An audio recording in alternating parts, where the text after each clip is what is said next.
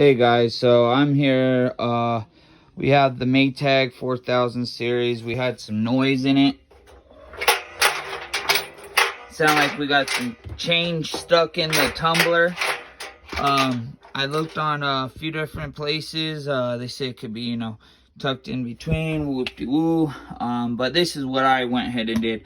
I went ahead and looked through like this, and I spun it, looking for it.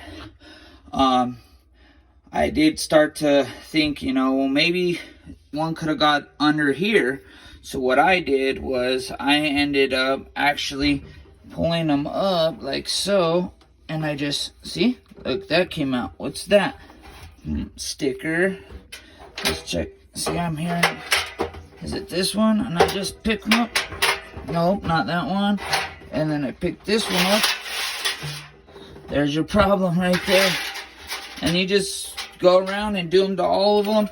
I mean, I think I got like probably $2 out of it. See? I probably got $2 worth of stuff out of this.